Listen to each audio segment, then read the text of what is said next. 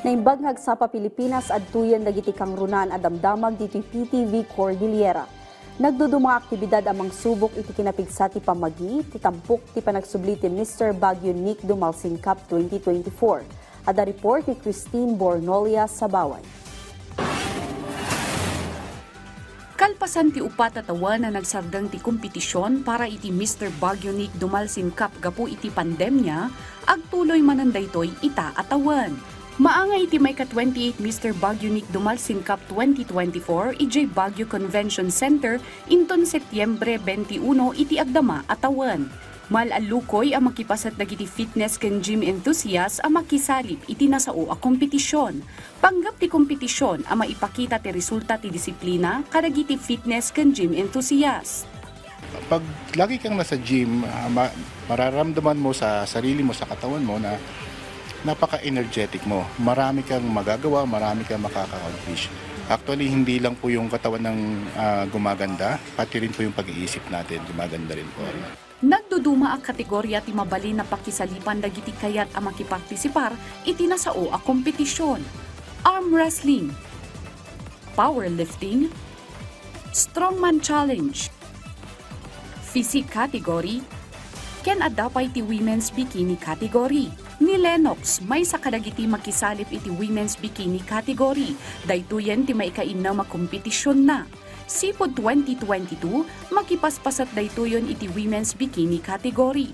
Sigun kenkwana, disiplina ti kang runa na pundasyon tapno agbalina na baligi iti kompetisyon.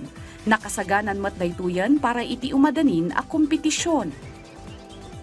We just have to give it our all and stick to the plan, stick to what my coach would say, and stick to my discipline. Iti agdama, nasurok 50 nga individual ti manamnama ang makipasat ti Mr. Baguio a posible a dumanon pay iti sanga gasot. Kabayatan na nabukal ti Mr. Baguio Nick Dumalsin Cup edi taon 1993. Sa mga kabataan ngayon, ini-invite ko na hindi lang sumali sa bodybuilding competition or sa mga fitness competition.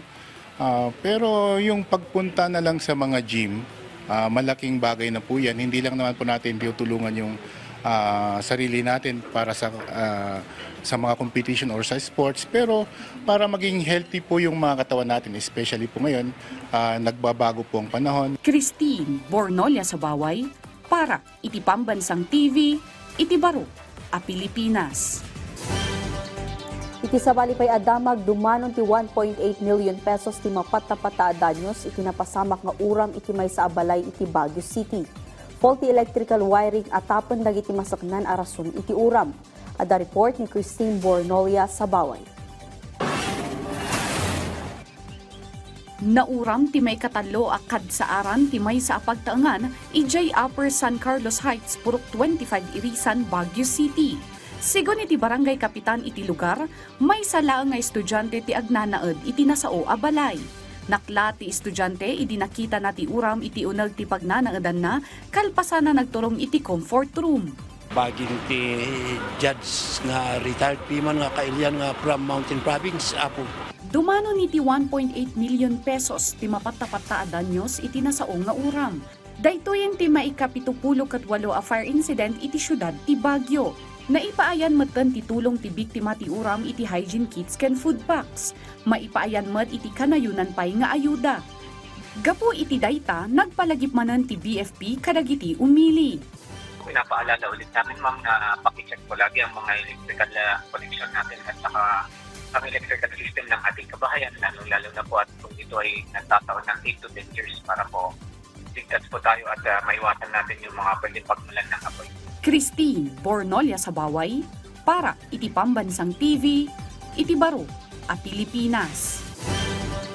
Dagiti kang runan adamdamag diti PTV Cordillera, i-like, i-follow ken ag-subscribe iti social media platforms ti PTV Cordillera, iti Facebook, TikTok ken YouTube.